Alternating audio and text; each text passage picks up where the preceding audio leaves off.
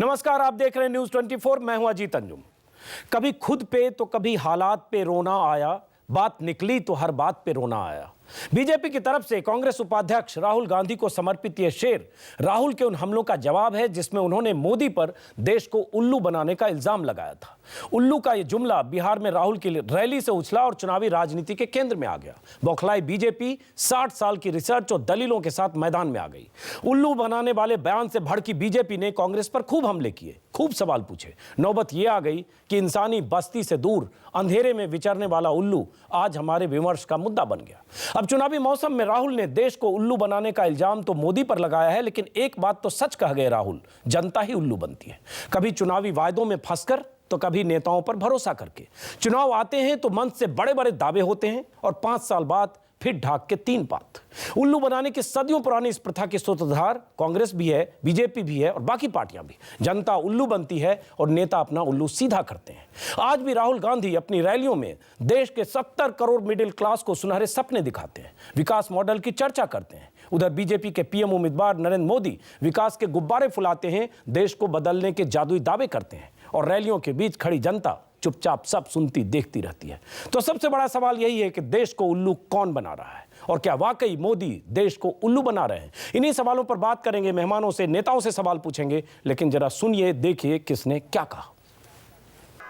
बिहार का जो रेडार है ना, उसका कोई उल्लू नहीं बना सकता है। आप बहुत होशियार हो मोदी जी, हिंदुस्तान का उल्लू बनाना बंद करो। राहुल गांधी ने बिहार की रैली में मोदी पर यह करारा हमला क्या किया? रात्रि जागरण करने वाला एक पक्षी हिंदुस्तान की सियासत में रातों रात पॉपुलर हो गया। उल्लू बनाने से लेकर उल्लू सीधा करने तक के जो मुहावरे अब तक विज्ञापनों की दुनिया में सिमटे थे, आप ही का है पिछले इलेक्शन का उल्लू बनाविंग।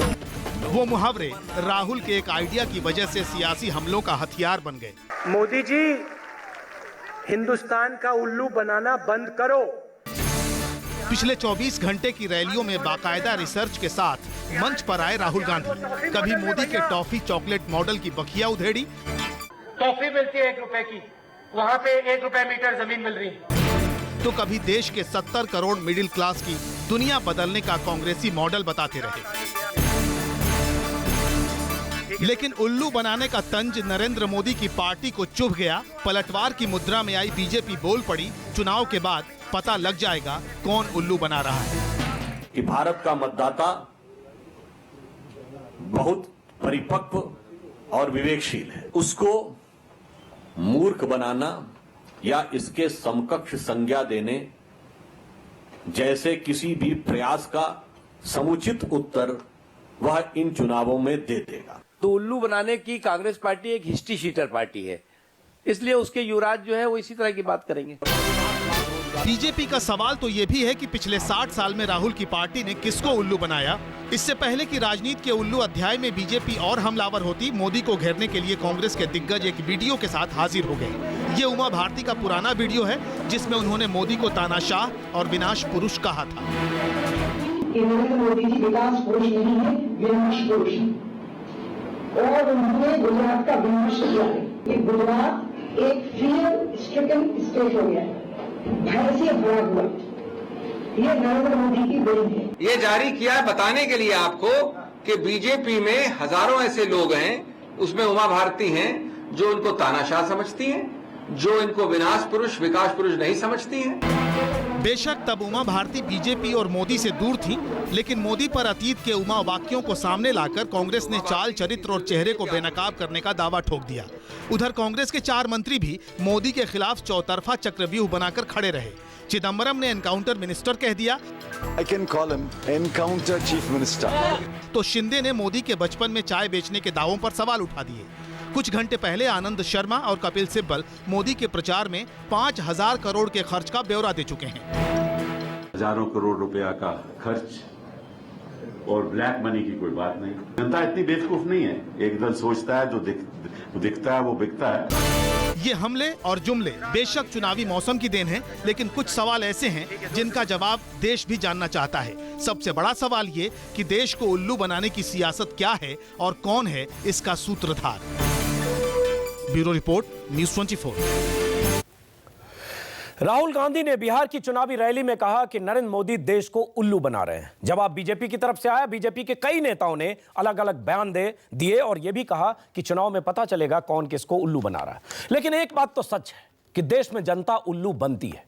अब बीजेपी के नेताओं का यह कहना है कि यह मतदाताओं का अपमान है अगर मतदाताओं के लिए, जनता के लिए ऐसे शब्दों का इस्तेमाल करते हैं। लेकिन मैं ये लिबर्टी ले रहा हूं क्योंकि यह मुहावरा भी है। इसी पर हम चर्चा करेंगे, समझने की कोशिश करेंगे कि कौन किसको उल्लू बना रहा है और इसका क्या मतलब है। इसी पर चर्चा करने के लिए स्टूडियो में हमारे साथ हैं अभय दुबे, वरिष्ठ पत्रकार, राजनीतिक विश्लेषक, यमीबेन याज्ञनिक, कांग्रेस स्पोक्सपर्सन अहमदाबाद से, प्रोफेसर आनंद कुमार वाराणसी से, बनारस से, आम आदमी पार्टी के प्रवक्ता कैप्टन अभिमन्यु, बीजेपी के प्रवक्ता। सबसे पहला सवाल यमीबेन याज्ञनिक, राहुल गांधी ने क्यों कहा कि नरेंद्र मोदी देश को उल्लू बना रहे हैं? आप ही से जरा समझता हूं। देखिए अंजुम जी, ये जो मुहावरा का प्रयोग राहुल जी ने किया है वो गुजरात के मॉडल के ध्यान में रख के, क्योंकि मोदी जी गुजरात से आए हैं, गुजरात में विकास की बात कर रहे हैं, विकास के आंकड़े बता रहे हैं, गुजरात में जो नहीं हुआ है वो हुआ है, ऐसा करके पूरे देश में जाके भ्रमण करके रैलियां में, टीवी में, कहीं कहीं जाके वो बताते हैं। तो वो गलत भ्रामक बातें हैं। तो उसके कॉन्टेक्स्ट में राहुल जी ने बताया कि मोदी जी सब देशवासियों को उल्लू बना रहे हैं। उसका मतलब कि भ्रामक प्रचार से गलत बातें बता रहे हैं जो सही है नहीं, सच है नहीं गुजरात में। यमीबेन समझ गया। इसका जवाब मैं लूंगा बीजेपी प्रवक्ता से कि वाकई उल्लू बना रहे हैं कि नहीं विकास मॉडल पर। लेकिन जरा आपके विकास मॉडल पर बात करते हैं।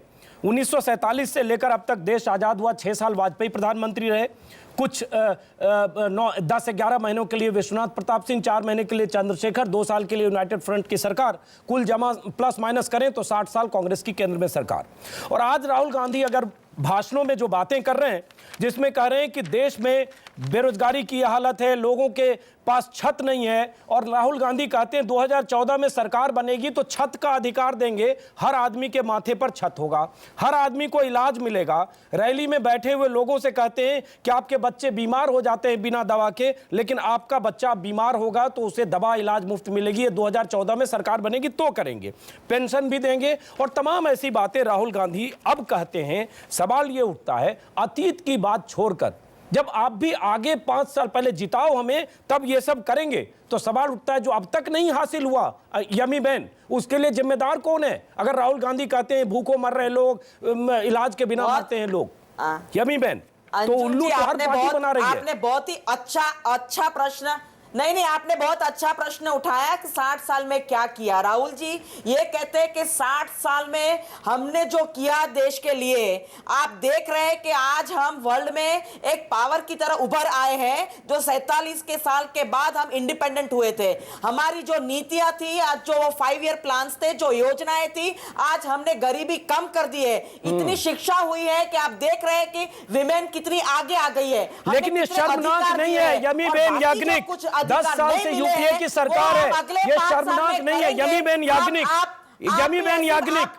60 साल आपकी सरकार रही है, शर्मनाक नहीं है कि अगर राहुल गांधी, एक मिनट सुन तो लीजिए, एक मिनट सुन लीजिए यमीबेन, सुन लीजिए, अगर कहते हैं, एक मिनट सुन लीजिए, पहुंच गया है, एक मिनट सुन लीजिए, उसके बाद जवाब आप दीजिएगा। अगर राहुल गांधी कहते हैं बड़े लोग भरपेट खाना खाते हैं, गरीब किसान माताएं बहनें इनके बच्चे भूखे सोते हैं, देश में कोई शख्स अब भूखा नहीं सोएगा, लेकिन ये तब नहीं सोएगा जब 2014 में हमारी सरकार बनेगी। तो अब तक क्या कर रहे थे?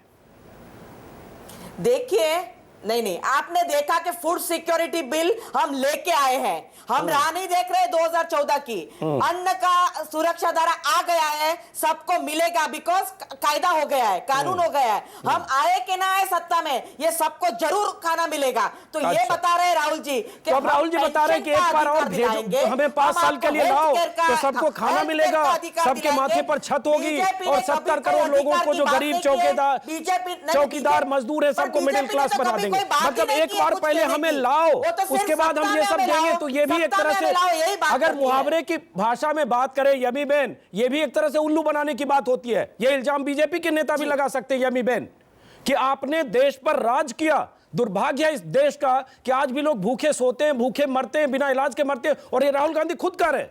तो इसके लिए अपनी जिम्मेदारी लेनी चाहिए कि हमने ये सब नहीं किया, हम उसके लिए माफी चाहते हैं देश से, नहीं कर पाए। नहीं, ऐसी बात नहीं है।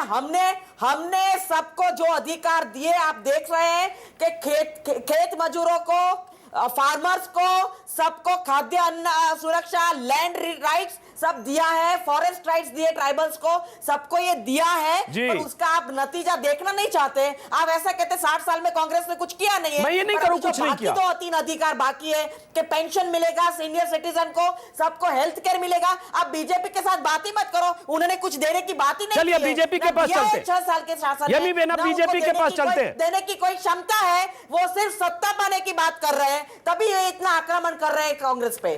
कैप्टन अभिमन्यु, आप जवाब दें। साथ में राहुल गांधी ने बहुत अच्छी अच्छी बातें की है, लेकिन आपके जो प्रधानमंत्री के उम्मीदवार हैं वो भी करते हैं। आपका ये मैनिफेस्टो भी हमारे पास है, इसमें भी दुनिया भर की बातें की गई है। 64 पन्नों का ये मैनिफेस्टो, और हमारे पास कुछ पन्ने भी हैं जब रोज अखबार में विज्ञापन फुल पेज छपते हैं, जब सिर्फ मोदी मोदी मोदी होते हैं अखबारों में। ये 20 पन्ने विज्ञापन एक दिन छपते हैं, ये पन्ने हमारे पास है। दर्शक पाठक सब देख रहे होंगे। सवाल ये उठता है, ये इल्जाम आप पर कि आप देश को उल्लू बना रहे हैं, विकास के जो गुब्बारे फुला रहे हो जमीनी हकीकत नहीं है, जैसा कि कहा यमी बेन याग्निक ने।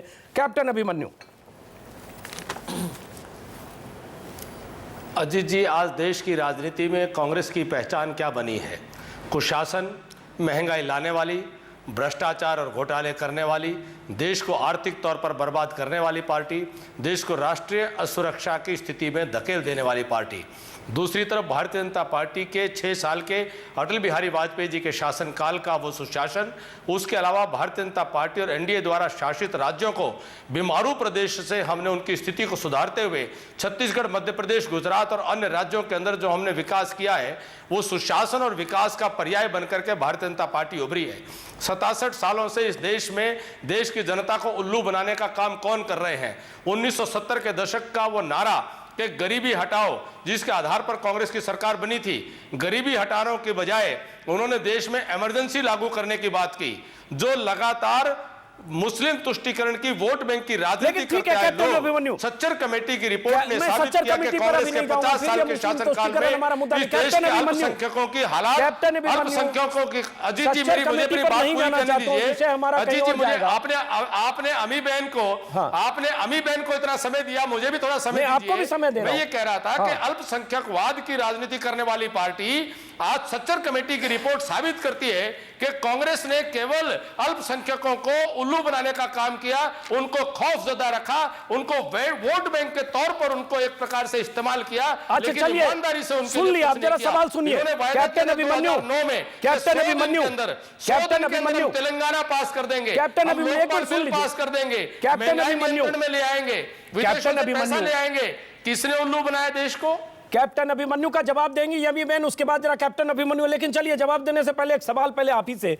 आज उमा भारती का एक वीडियो जारी हुआ है, कांग्रेस मुख्यालय से 2011 का वीडियो है। उमा भारती एनडीए सरकार में मंत्री थी, आपकी पार्टी में आज भी अहम ओहदे पर हैं और उसके बाद झांसी से उम्मीदवार हैं। उमा भारती का यह बयान है जो उनके वीडियो में है, जिसमें उन्होंने कहा है कि मैं नरेंद्र मोदी को 1973 से जानती हूं, वो विकास पुरुष नहीं है, वो विनाश पुरुष है। उन्होंने गुजरात का विनाश किया है और यह भी कहा है कि वो जो आंकड़े हैं वो सारे फर्जी आंकड़े हैं जो मोदी आंकड़े दे रहे हैं बीपीएल, एपीएल और गरीबी के, और उसमें उन्होंने भी कहा है इसमें मीडिया ने भी गुब्बारे फुलाने में उनका योगदान किया। यह उमा भारती का बयान है 2011 का। आदरणीय उमा भारती, आपकी पार्टी की वरिष्ठ नेता और उम्मीदवार।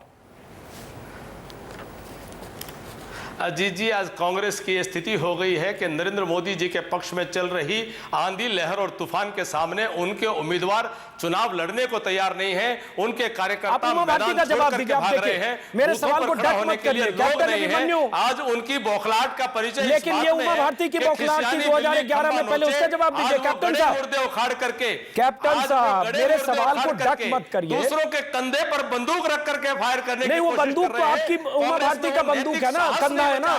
कि वो भारतीय जनता पार्टी पर मुद्दों पर बात कर सके। कैप्टन अभिमन्यु, पहले सवाल का जवाब दीजिए। कैप्टन अभिमन्यु, साथ में अर्थनीति पर बहस कर सके, कैप्टन अभिमन्यु, सुरक्षा नीति पर बहस कर सके, देश की विकास की नीति पर कैप्टन साहब, अब आप जानबूझ, कैप्टन साहब, नॉन स्टॉप बोलने से काम नहीं चलेगा। कैप्टन साहब, आप जानबूझकर विषय को भटकाने की कोशिश कर रहे हैं। कैप्टन अभिमन्यु, तो कांग्रेस की कैप्टन ने बहुत स्मार्टली आप डाइवर्ट करने की कोशिश कर रहे हैं।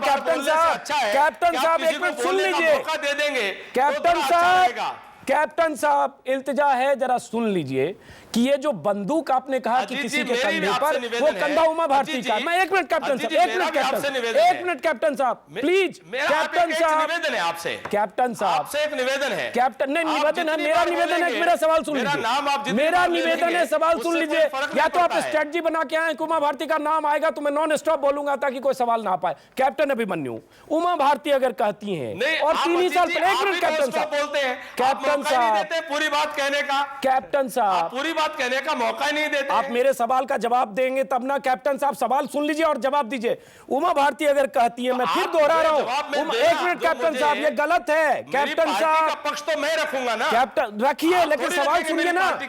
कैप्टन अभिमन्यु, अधिकृत प्रवक्ता हूं, आपने मुझे प्रवक्ता के नाते बुलाया है, मुझे अपनी बात कहने दीजिए। बिल्कुल, लेकिन मैं एंकर के नाते यहां हूं तो मुझे सवाल पूछने दीजिए और उसका जवाब दीजिए।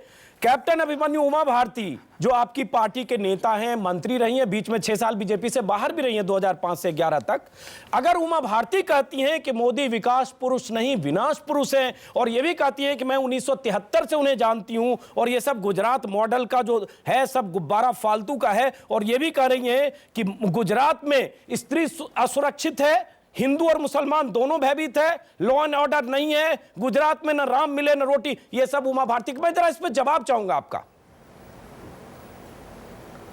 अजीत जी, आप मुझे बोलने देंगे तो मैं जरूर इसका जवाब दूंगा। हाँ, लेकिन आप उमा भारती पर बोलिएगा, आप कांग्रेस पर मत बोलिएगा। उमा भारती हमारा सवाल है। नहीं, आप तय नहीं करेंगे। आपका प्रश्न करने का अधिकार है, मेरा उत्तर देने का अधिकार है, और दर्शकों को ये विवेक, उनके विवेक के ऊपर है कि वो तय करेंगे कि मेरा उत्तर ठीक है कि नहीं है। चलिए, मैंने ये कहा कि कांग्रेस पार्टी में वो नैतिक साहस नहीं बचा है कि आज वो सीधे सीधे भारतीय जनता पार्टी के साथ मुद्दों पर मुकाबला कर सके। वो गड़े मुर्दे उखाड़ करके, वो उमा भारती जी हो या कोई हमारे और अन्य नेता हो, वो विपक्ष में रह करके, दूसरी पार्टी में रह करके उन्होंने क्या क्या कहा, ये ठीक उसी प्रकार से तुलना की जा सकती है। आज आप न्यूज 24 के संपादक और उनके एंकर हैं, लेकिन आप किसी और दूसरे चैनल पर जाकर के जब बात करेंगे तो स्वाभाविक है कि आप उस चैनल के हिसाब से, उस चैनल की पॉलिसी और नीति के हिसाब से, उस चैनल के स्टाइल के हिसाब से आप बात करने वाले हैं। लेकिन आपको पूरा अधिकार है। सर, कैप्टन अभिमन्यु साहब, उमा भारती शुरू से बीजेपी परिवार से जुड़ी रही। उमा भारती अयोध्या आंदोलन से जुड़ी रही। उमा भारती एनडीए सरकार में मंत्री रही। उमा भारती का बयान है। चलिए कैप्टन साहब, अपने अपनी बात रख दी, अब जरा दूसरे मेहमानों के पास आते हैं। कैप्टन साहब, आम आदमी यमीबेन याग्निक, एक सवाल तो बनता है कि क्या आपके पास मुद्दों की या डायरेक्ट अटैक की कमी थी कि आपको कहीं से खोजकर, रिसर्च से या किसी जगह से खोजकर आपने उमा भारती का ये वीडियो टेप निकाला और जारी करनी पड़ी? आपकी बात क्या लोग यकीन नहीं कर रहे थे कि आपको उमा भारती के कंधे की तलाश थी, जिसका जिक्र कैप्टन अभिमन्यु कर रहे हैं? मैं आ रहा हूं बाकी लोगों के पास। हाँ अंजुम जी, बात बहुत सही है कि ये इतने फ्रस्ट्रेटेड हो गए कि ऐसे डिफेंसेस लेने पड़ते हैं। मुद्दे तो उनके पास नहीं है। हम जब कहते हैं कि विकास मॉडल नहीं है, गुजरात विकास नहीं कर रहा है, ये सब गलत आंकड़े हैं, सब फर्जी आंकड़े, दे आर ऑल फर्ज्ड नंबर्स, तो आप मानते नहीं है। आप कहते हैं विपक्ष अपनी भूमिका बहुत बुरी तरह निभा रहा है, उनके पास मुद्दे नहीं है इसलिए गुब्बारे बनाए, ऐसी ऐसी बातें कहते हैं। आप उनकी ही नेता बात कर रही है, और कहां पुराने निकलना, अभी रिसर्च का जमाना कहां है, ये तो सब पब्लिक डोमेन में है। आज हम नहीं कहते तो कोई और कहता। उनके नेता, हमें नहीं पता बड़ी नेता अच्छा, है, हमारा ज्ञान बताया तो उसका डिफेंस ये क्यों नहीं बताते? हम कहते हैं तो मानते नहीं है, हम जब कहते हैं तो मानते नहीं है, उनकी नेता कहती है तो मानना पड़ेगा। क्यों वो भाग रहे उनसे, क्यों ये जवाब नहीं दे रहे ये बात का? कैप्टन अभिमन्यु 30 सेकंड में जवाब दीजिए, उसके बाद जरा अभय दुबे और प्रोफेसर आनंद कुमार के पास। क्या अगर उमा भारती कहती हैं कि मोदी विनाश पुरुष हैं, अगर उमा भारती कहती हैं जो 3 साल पहले कहती थी और उन्होंने गुजरात में जाकर कहा, देखकर कहा, तो हम क्यों नहीं माने कि तब वो विनाश पुरुष उन्होंने जो कहा उसकी कोई बुनियाद रही होगी, उसका आधार था? आज मजबूरी है क्योंकि आपकी पार्टी में है। अमीबेन जी कृपा करके ये बताने की कोशिश करेंगे कि शंकर सिंह वाघेला ने कांग्रेस पार्टी से जब अलग होने की बात करी तो उन्होंने किस किस प्रकार से कांग्रेस के ऊपर लांछन लगाने की बात की थी, और वो लोग जो शरद पवार जी और दूसरी पार्टी जो विदेशी के मुद्दे के ऊपर कांग्रेस पार्टी को छोड़ करके गए थे, आज वो कांग्रेस पार्टी के साथ सहयोग में 10 साल से सरकार चला रहे हैं। क्या इस प्रकार के मुद्दों पर हम चर्चा करेंगे? आज देश में जो 125 करोड़ लोगों का अब ये बहस कहीं और जाएगी। के चुनाव के अवसर पर जब आप बेशक इसमें चर्चा कर सकते हैं, चर्चा करना चाहता है, वो मुद्दे ये नहीं है, वो मुद्दे विकास के हैं, रोजगार के हैं, वो आर्थिक नीति के हैं, सुरक्षा नीति के हैं, देश को आगे बढ़ाने के मुद्दे हैं। आप गड़े मुद्दे उखाड़ करके देश की बहस को मोड़ना चाहती है। जनता आपके विवेक पर प्रश्न लगा रही है, ना नैतिकता बची है ना। चलिए आप दोनों को रोको, जरा दूसरे मेहमानों के पास चलते हैं। एक मिनट आप दोनों को रोक रहा हूं। कभी गुब्बारों की यमीबेन याग्निक, कैप्टन अभिमन्यु, नहीं मैं इस पर बात करूंगा, आऊंगा आपके पास। कभी मोदी जी को हत्यारा कहते हैं, आऊंगा यमीबेन आपके पास आऊंगा, जरा दूसरे मेहमानों से जवाब लेता हूं, उसके बाद आऊंगा आप दोनों के पास, क्योंकि आप ही दोनों मुख्य किरदार हैं। कांग्रेस और बीजेपी उल्लू बनाने की जो परंपरा में 68 साल में इस देश में राज किया है, दोनों पार्टियां हमारे साथ हैं, तो इसलिए उल्लू पर हम विमर्श करेंगे आगे भी। यमीबेन जी, इस देश के लोगों को कोई उल्लू नहीं बना सकता। इस देश के लोगों के विवेक पर भरोसा रखिए। चलिए, भारत के लोगों को कोई उल्लू नहीं बना सकता। भारत की जनता बस जरा दूसरे लोगों को शामिल करते हैं। प्रोफेसर आनंद कुमार समझती है। प्रोफेसर आनंद कुमार आपके पास आने से पहले अभय दुबे एक बार टिप्पणी है, तो एक मिनट कैप्टन अभिमन्यु, अभय कुमार दुबे, जरा हम उल्लू बनाने की बात जो राहुल गांधी ने कही, चलिए ठीक है, उसको उन्होंने हमला किया और तमाम हमले राहुल गांधी कर रहे हैं, तमाम तरह के जुमलेबाजी हो रही है, लेकिन इसमें निहितार्थ तो कुछ है और बिटवीन द लाइंस तो है कि जनता वाकई ठगी जाती है। जैसे कहते हैं ना, नेता अपना उल्लू सीधा करता है। क्या हम देख रहे हैं कि जो एक माहौल बनाया जा रहा है एक विकास मॉडल का, जिसका जिक्र कैप्टन साहब बहुत गर्व से करते हैं और ये अखबारों के पन्ने जिस से रंगे हुए हैं कि अब की बार मोदी सरकार और विकास का मॉडल, वाकई कहीं इससे कुछ खतरा है कि जो हम नहीं देख पा रहे? देखिए, प्रोपेगेंडे की एक थीसिस होती है। प्रोपेगेंडे की थीसिस ये होती है कि प्रोपेगेंडा आमतौर पर इतना बड़ा छल होता है कि वो लोगों को छल नहीं लगता है। वो इतना एक जटिल छल है प्रोपेगेंडा, न केवल भारत में बल्कि दुनिया की तमाम जगहों पे इस थीसिस को सफलतापूर्वक काम आजमाया जा चुका है। भारतीय जनता पार्टी जो कर रही है, ये कांग्रेस ने उसे सिखाया है। सन 84 के चुनाव में चुनाव महंगा किया, विज्ञापन एजेंसियों का जम के इस्तेमाल किया राजीव गांधी ने, एक चुनाव का मॉडल बनाया। भारतीय जनता पार्टी उसी मॉडल को लागू कर रही है। मैं आपकी तारीफ करूंगा कि आपने ये उल्लू बनाने वाला मसला लाया। मेरी निगाह में तो कांग्रेस और भारतीय जनता पार्टी दोनों मिलकर इस देश में मतदाताओं को उल्लू बनाने की कोशिश कर रही हैं। मैं कैप्टन अभिमन्यु की इस बयान से बिल्कुल सहमत हूं। मतदाताओं को कोई उल्लू नहीं बना सकता है, मतदाताओं को उल्लू नहीं बना सकता है, लेकिन उल्लू बनाने की कोशिश पर्याप्त रूप से की जा रही है। लेकिन मतदाता भ्रमित तो होते हैं। मतदाता भ्रमित होते हैं, लेकिन अंततः आप देखेंगे कि जो मतदाताओं का निर्णय होगा वो मतदाताओं की जीत होगी।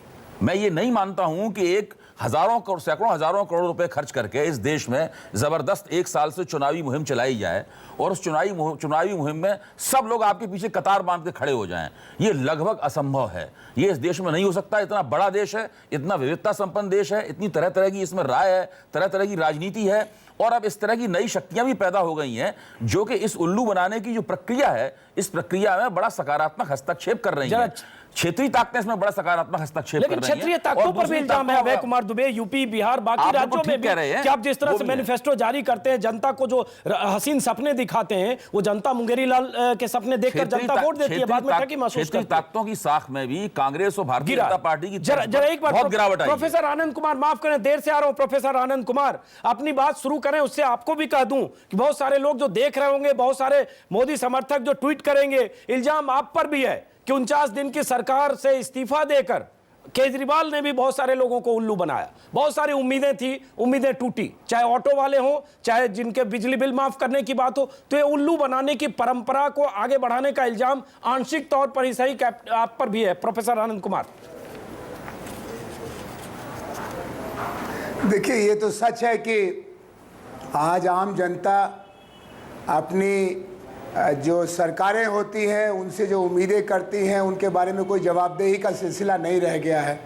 आपने घोषणा पत्र में क्या कहा, सरकार चलाते समय क्या किया, इसका कोई लेखा जोखा जब मांगता है तो ये अपनी तरफ से विज्ञापनों की बाढ़ ला करके आपकी आवाज़ को दबा देते हैं और मुद्दों को भी भटका देते हैं। इस समय अकेली आम आदमी पार्टी है जो अपने दिल्ली के चुनाव के घोषणा पत्रों की बार बार फहरिस्त बना करके पेश करती है और कहती है कि 49 दिन में हमने क्या किया और क्या नहीं किया। अगर श्री मनमोहन सिंह जी 10 साल की फहरिस्त बनाए राहुल गांधी की मदद से और श्री नरेंद्र मोदी 12 साल की गुजरात वो तो एक फहरिस्त संजय बारू ने किताब लिखकर एक्सीडेंटल प्राइम मिनिस्टर किताब लिख दी है, making of Manmohan Singh, unmaking of Manmohan Singh.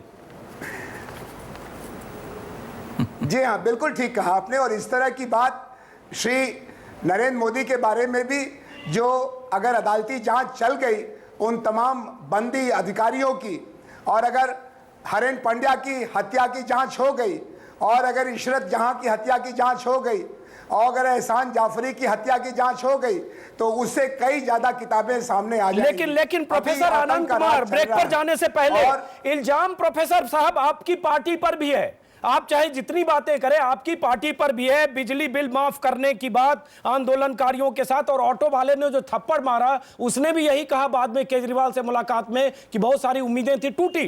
तो इल्जाम आप पर भी है कि आपने भी एक तरह से जनता को ठगा, जो आपने सपना दिखाया वो पूरा नहीं हुआ, आप छोड़कर भाग गए।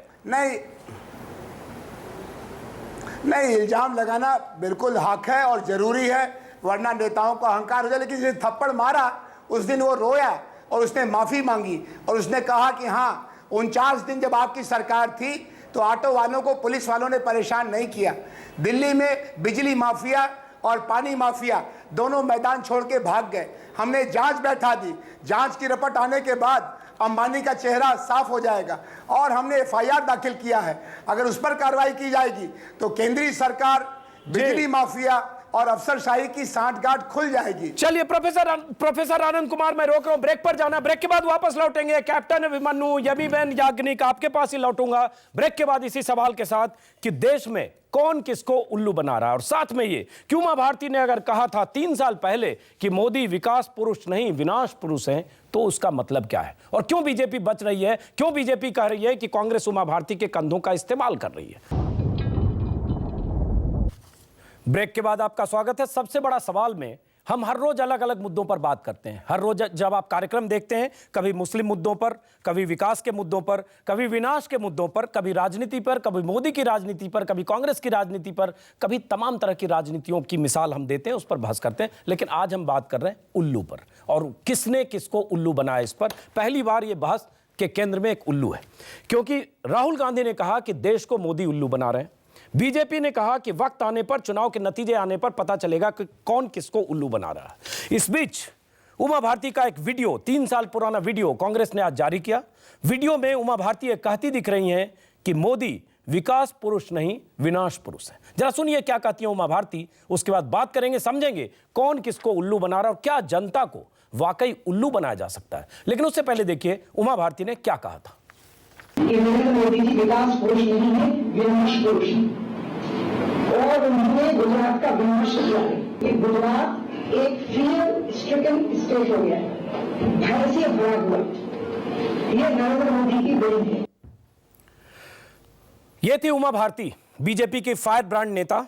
अगर मोदी की सरकार बनी, जिसकी उम्मीद कैप्टन अभिमन्यु को जरूर है, बीजेपी के तमाम नेताओं को है, होनी भी चाहिए, तो उमा भारती अहम ओहदे पर मंत्री जरूर बनेंगी। उमा भारती पहले भी मंत्री थी, बीच में 6 साल पार्टी से बाहर थी। लेकिन यह बयान 3 साल पुराना है। सवाल यह उठता है, यह बयान कांग्रेस ने रिलीज किया है, यह वीडियो कांग्रेस के दफ्तर से रिलीज हुआ है।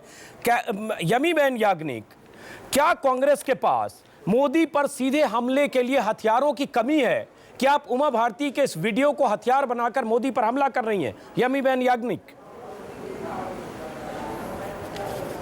नहीं, ये हमले की बात नहीं है। मोदी जी के बारे में जितना भी हम कहा है, हमने सारे जो प्रूफ दिखाए, सारे रिपोर्ट्स दिखाए, सारे आंकड़े दिखाए, वो चाहे लॉ एंड ऑर्डर के हो या विमेन मिसिंग हो या विमेन की FIRs नहीं लेते हैं, या तो लैंड जो दी गई है इंडस्ट्रियल हाउसेस को 1 रुपये पर स्क्वायर मीटर, या तो जो भी विकास की बात गलत है सारी हमने बताई है। फिर भी अगर हम कहते तो कहते विपक्ष तो ऐसा ही कहते हैं। इसीलिए आप ये खोज कर लाए कि हमारी बात पर यकीन नहीं कर रहे हो, तो उमा भारती का वीडियो सुनो। तो उनके नेता की बात क्यों नहीं मानते हैं? वो तो हमने रिलीज किया तो क्या हो गया? उनके वरिष्ठ नेता की बात है, वो तो बीजेपी मानेगी, उससे कैसे वो पलटवार कर सकती है? उनके बहुत बड़ी नेता है, वो गुजरात आके अपने आंखों से देख के गई है और वो बता रही है कि यहाँ विनाश ही विनाश है और यहाँ एकदम फेयर स्ट्रिकन एरिया है पूरा गुजरात। कैप्टन अभिमन्यु जवाब देंगे आप यमीबेन याग्निक को? कैप्टन अभिमन्यु रिलेशन बता रही है 73 से, तो आप कांग्रेस को क्यों पूछ रहे हैं? नहीं कांग्रेस से मैं एक मिनट पूछो कि आपने ये कहा था। यमीबेन कैप्टन से पूछता हूं, उससे पहले कैप्टन अभिमन्यु से पूछने से पहले कि चूंकि उल्लू बनाने की बात है इसलिए हम बार बार इस पर बात जरूर करेंगे और मैं ये लिबर्टी लेता हूं जनता से, दर्शकों से, कि मैं इसको मुहावरे की शक्ल में इस्तेमाल कर रहा हूं, आप दिल पर मत लीजिए, लेकिन हां जनता ठगी जाती है, इसलिए मैं सवाल कर रहा हूं यमीबेन याग्निक कि 2009 में भी बीजेपी कांग्रेस ने कहा था कि 100 दिन में महंगाई कम कर देंगे और महंगाई का क्या हश्र हुआ आपने देखा? यमीबेन याग्निक, आपने क्या देखा? महंगाई का क्या हश्र हुआ देखा? तो सवाल ये उठता है, तो जनता तो सिर्फ देख रही है, चश्मदीद है, जनता तो रिसीविंग एंड पर है यमीबेन याग्निक, सरकारें जिसकी भी हो। अंजुम जी, जनता को सही रास्ता, सही बात बतानी चाहिए। जनता का हर एक शख्स गुजरात आके देख, तो आपने सही बात क्यों नहीं बताया था कि 100 दिन में महंगाई जो हम कम करने की बात कर रहे हैं, ये सिर्फ हम कह रहे हैं, ये सिर्फ बताने के लिए महंगाई कम नहीं करेंगे 5 साल में, हम बढ़ा देंगे 3-4 गुना। उल्लू बना रहा है, ऐसे इस्तेमाल किया है। जनता को पता है क्योंकि जनता देख रही है आपके टीवी माध्यम से। तो इसका मतलब जब आपने कहा था 5 साल पहले कि 100 दिन में महंगाई कम कर देंगे, तो वो भी आपने उल्लू बनाया था ना? और जनता अपने आप तय करेगी कि सच क्या है। यमीबेन, आप मेरा सवाल या तो सुन नहीं रही हैं या सुनना नहीं चाह रही। मैं कह रहा हूं कि जब आपने कहा था 5 साल पहले कि 100 दिन में हम महंगाई कम कर देंगे, तो उस चुनाव में आपने भी उल्लू बनाया था या नहीं? तो महंगाई तो कम नहीं हुई, बढ़ गई कई गुना। नहीं, हमने जरूर कहा था कि 100 दिन में महंगाई कम कर देंगे।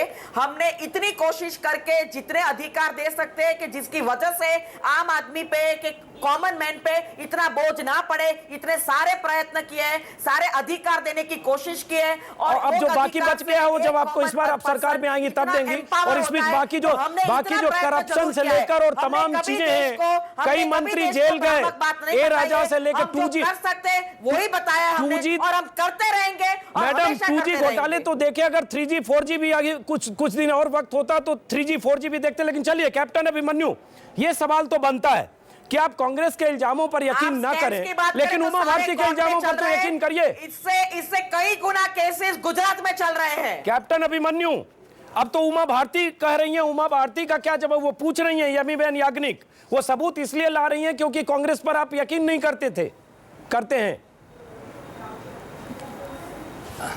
अजीत जी, उमा भारती जी अब नहीं कह रही, ये पुराना कब का वीडियो है, वो कौन सी पार्टी में थी, वो कब क्या का? ये 18वीं सदी का नहीं है, और हड़प्पा मोहनजोदड़ो की खुदाई से हम नहीं लाए सर। आपको जानकारी है ना, मुझे जानकारी है। आप व्यक्ति को गलत साबित कर देते हो, ऐसा थोड़ी होता है। लेकिन अमीबेन जी, हमारी बहन बहुत लंबे समय से जो बातें आज टेलीविजन पर कह रही हैं, ये गुजरात के अंदर भी कहते आए हैं। इन्होंने बार बार गुजरात के मॉडल को गुजरात में चुनौती देने की कोशिश की है, लेकिन लोकतंत्र में चुनाव में एक सबसे बड़ा पैमाना होता है कि जनता क्या निर्णय देती है, और जनता के विवेक पर आपको प्रश्न चिन्ह लगाने की आवश्यकता नहीं है। ये जनता है, ये सब कुछ जानती है। मैं यहाँ कुछ भी बोलूं और यहाँ पर अमीबेन जी कुछ भी बोले और प्रोफेसर आनंद कुमार जी कुछ भी बोले, एक मिनट जरा हम लेते हैं। सच्चाई को जानती है। ठीक है, आपने कहा, और सच्चाई ये है कि गुजरात में बार बार नरेंद्र मोदी जी को, गुजरात के 6.5 करोड़ गुजरातियों ने उनको जिता करके मुख्यमंत्री बनाया, और बार बार उनकी जीत, हर बार उनकी जीत बढ़ती चली गई। कैप्टन अभिमन्यु जरा जवाब लेते हैं अभय कुमार दुबे से भी और आनंद कुमार, प्रोफेसर 125 करोड़ लोग सुन लिया। नरेंद्र मोदी जी के उस विकास के मॉडल से प्रभावित होकर बिल्कुल उनको देश का सर्वाधिक लोकप्रिय जन नेता मान करके उनको प्रधानमंत्री बनाने जा रहे हैं। अब बनाने जा रहे हैं तो 16 मई तक कुछ चीज तय होने दीजिए। 16 मई के पहले ऐलान मत करिए। कैप्टन अभिमन्यु, एक मिनट, कैप्टन साहब रोक रहा हूं, कुछ चीजों को 16 मई को तय होने दीजिए। लेकिन मोदी ने भी बहुत सारी बातें की। रेनबो सिद्धांत है जिसमें culture, agriculture, women, natural resource, youth power, democracy, knowledge, तमाम तरह की बातें कर रही है। ये भी, इसमें भी कहीं कुछ ऐसा गुब्बारा है जो अभी लग रहा है कि ये सब होने वाला है और 2014 में जैसा कि कह रहे हैं सरकार बनाने जा रही हूं, उनके हिसाब से सरकार बननी है, सिर्फ शपथ लेना बाकी है जो 17-18 को होना है। क्या इसमें एक और बात कही है उन्होंने, अभी जो पिछले 2-3 मिली भगत टाइप जो इंटरव्यू दिए हैं नरेंद्र मोदी ने, एक और उनका 5T सारे नेताओं के talent, tradition, tourism, trade, technology, वो सारा मैंने पढ़ा है। मैं ये कह रहा हूं राहुल गांधी के और नरेंद्र मोदी के आजकल जो इंटरव्यू टीवी चैनलों में पेश किए जा रहे हैं, वो पहली नजर में देखने में पत्रकारिता की किसी भी नैतिकता पर खरे नहीं उतरते, वो तकरीबन स्पष्ट रूप से मिली भगत से लगते हैं।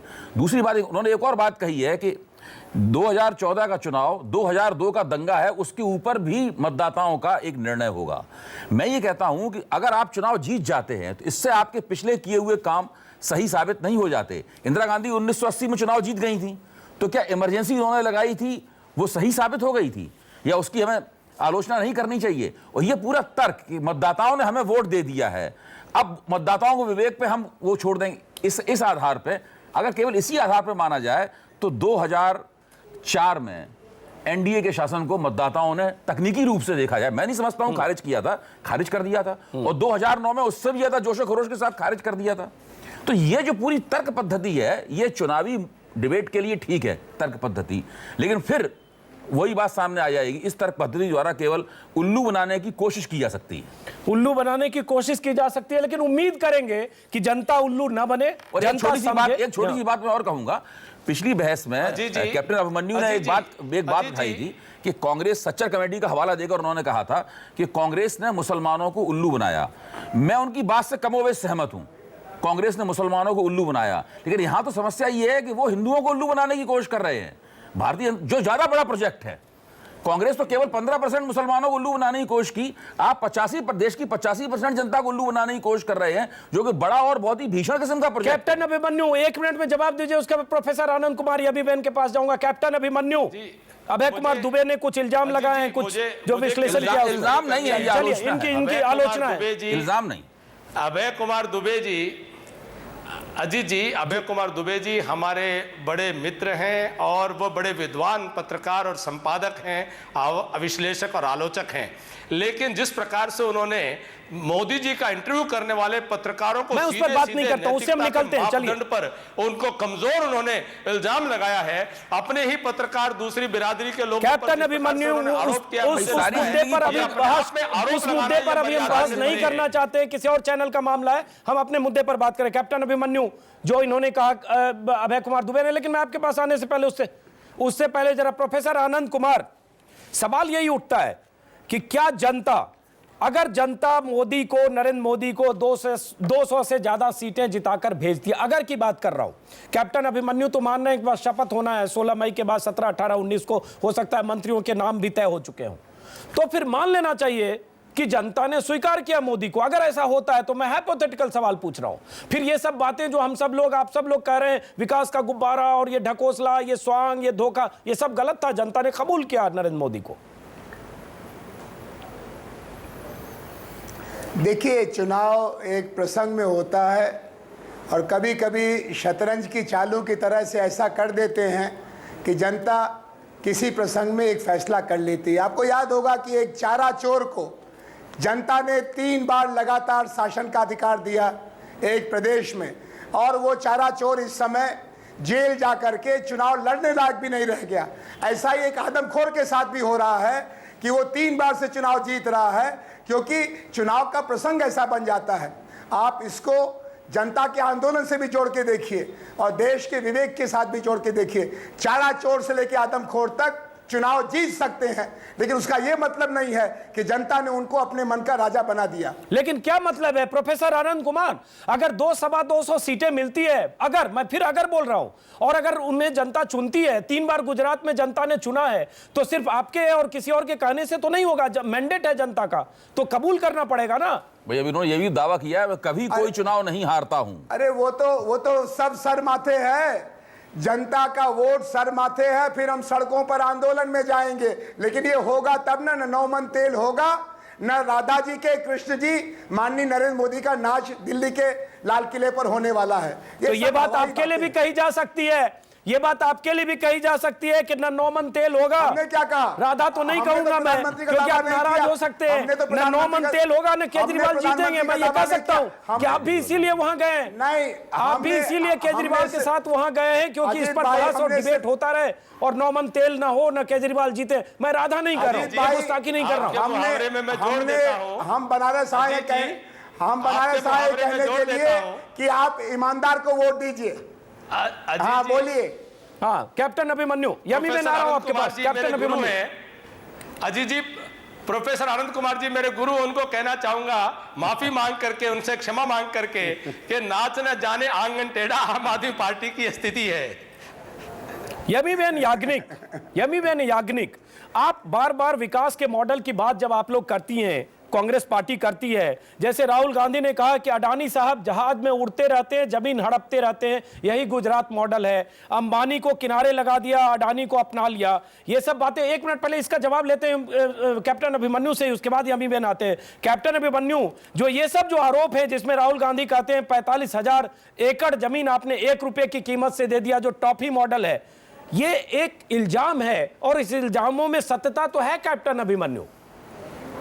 अडानी भी में भी सत्यता है, अंबानी में भी सत्यता है। इल्जाम हो अजीत अंजुम जी, अजीत जी मेरे निवेदन को आप सुनिए। आज कांग्रेस पार्टी की स्थिति है कि senior minister Anand Sharma ji television पर आकर के प्रेस कॉन्फ्रेंस करके आरोप लगाते हैं कि 10,000 करोड़ रुपए का मीडिया का प्रचार बीजेपी चला रही है। उनकी सरकार है और वो उनको जांच करने का अधिकार है। किसने उनको जांच करने से ये आरोप लगाने की बजाय, अगर कोई वो कह रहे हैं कि इसके अंदर काला धन आ रहा है, किसने उनको रोका है कि वो इलेक्शन कमीशन में जाकर के कंप्लेंट कराएं, एफआईआर दर्ज कराएं? लेकिन बात कम है। आरोपों के आधार पर वो जनता को भ्रमित करने की कोशिश कर रहे हैं। लेकिन आपने भी भ्रमित किया। हमने सवाल पूछा आपसे अंबानी और अडानी के बारे में, आपने जवाब दिया आनंद शर्मा के बारे में। हमने सवाल पूछा कि 45,000 एकड़ टॉफी के भाव क्यों दिया गया, आपने जवाब दिया आनंद शर्मा के बारे में। अंबानी अडानी पर जवाब आनंद शर्मा का जवाब नहीं हो सकता है कैप्टन साहब। वो भूल रहे हैं। वो देखिए, मैंने आपसे पहले निवेदन किया था, आपको अपने प्रश्न करने का अधिकार है, मुझे उत्तर देने का अधिकार है। अच्छा, तो इसका मतलब जब मैं अंबानी और अडानी कहूंगा तो आप आनंद शर्मा बोलेंगे। चलिए, एक समानता है, ए से तीनों के का नाम शुरू हो रहा है। यमीबेन याग्निक सवाल का जवाब नहीं देते और मुस्कुराते हैं, बहुत अच्छे लगते हैं आप कैप्टन अभिमन्यु मुस्कुराते हो। यमीबेन याग्निक, क्या कांग्रेस एक तरह से मान चुकी है कि जो माहौल देश में मोदी बनाने में कामयाब हुए, और जब आप प्रचार का विवरण लेकर कपिल सिब्बल बैठते हैं, आज आनंद शर्मा, कल कपिल सिब्बल, और रैलियों का हिसाब कपिल सिब्बल कल दे रहे थे कि 300 करोड़ अकेले यूपी की रैलियों में खर्च हो गया, यहां खर्च हुआ, वहां खर्च हुआ, ये विज्ञापन, ये दूसरों का जो हिसाब दे रहे हैं, तो कहीं अपना हिसाब आप नहीं रख पा रहे हैं? क्या आपको दिक्कत हो रही है, या आप मान चुके कि इस बैटल में साइकोलॉजिकल वार हम हार चुके हैं? नहीं, हम ये कहना चाहते हैं कि इतनी सारी रैलियां और इतना खर्च जो हो रहा है, और उसका खंडन, जो 10,000 करोड़ की बात की, उसका खंडन बीजेपी ने किया नहीं है। पर आप हमसे पूछ रहे हैं कि आप भी अपना हिसाब नहीं दे रहे। हमने तो हमारा हिसाब पूरा दिया है। आप देख रहे हैं कि हर जगह बीजेपी का पीएम कैंडिडेट कितना खर्च कर रहे हैं, तो इससे पूछने से क्या कोई सवाल नहीं कर सकता है? तो हम बता रहे हैं देश को कि कितना खर्च ऐसा कभी इलेक्शन में हुआ नहीं है, तो ये हम पूछ नहीं सकते सवाल। तो ये सवाल हमने पूछा है, और आप हम सामने काउंटर करेंगे तो ये तो बीजेपी की आदत है कि जवाब नहीं देना पर सिर्फ काउंटर क्वेश्चंस करना, और कहते हैं कि आप इसी में फरियाद करो, एफआईआर करो। वो तो जो करने का है, वो कोड ऑफ कॉन्डक्ट अगर वायोलेट होता है तो वह करते ही है। हम फरियाद जरूर करते हैं, लेकिन वो कभी जवाब नहीं देते, हमेशा उलट पुलट करके काउंटर क्वेश्चन करते हैं। कैप्टन अभिमन्यु, वक्त कम है। कपिल सिब्बल ने पूरा आपकी रैलियों का कल हिसाब दिया है कि कहां किस रैली में कितने खर्च हुए और कब कब हुए। बेंगलुरु रैली में 20 करोड़, लखनऊ रैली में 40 करोड़, सारा हिसाब किताब उन्होंने, कपिल सिब्बल ने दिया है। अपनी पार्टी का पता नहीं हिसाब किताब उनके पास है कि नहीं, लेकिन आपकी पार्टी की रैलियों का हिसाब है, तो आपको जवाब देंगे। यमीबेन भी कह रही है, पूछने का हक है, क्योंकि आप जितना खर्च कर रहे हैं वो लगता है कि कुछ कहीं ना कहीं बहुत तेजी से माल आ रहा है। अजीत जी, ये वही कपिल सिब्बल साहब हैं फिर आप जवाब नहीं देने की बजाय आप कपिल सिब्बल पर चले गए। कहा था जीरो लॉस थ्योरी है, ये वही कपिल सिब्बल साहब है जिन्होंने जो है उनकी थ्योरी जीरो खर्चा थ्योरी कहा था कोई थ्योरी जीरो लॉस थ्योरी, जांच ने कहा, थ्योरी है जीरो खर्चा थ्योरी। सुप्रीम कोर्ट ने कहा, उसके बाद सरकार ने सीबीआई की रिपोर्ट में स्वीकार किया, सरकार ने स्वीकार किया। आज 2G स्पेक्ट्रम के जब ऑक्शन हो रहे हैं तो वो रिकवरी दे, फिर आप कहीं से कहीं चले गए। आप देखिए, हम अब 2G स्पेक्ट्रम पर बात नहीं कर रहे हैं, हम अभी चुनावी रैलियों की बात कर रहे हैं। वो उसकी बात कर रहे हैं। बहुत स्मार्ट है कैप्टन अभिमन्यु, आप मुद्दों को भटकाते हैं। मैं अंबानी अडानी पूछता हूं तो आप आनंद शर्मा की बात करते हैं, चुनावी रैलियों के सवाल पूछता हूं तो आप 2G स्पेक्ट्रम पर बात करते हैं। लेकिन चलिए, एक अच्छे प्रवक्ता की निशानी है ना कोई जवाब है। सवाल, आपका सवाल ही समाप्त नहीं होता है।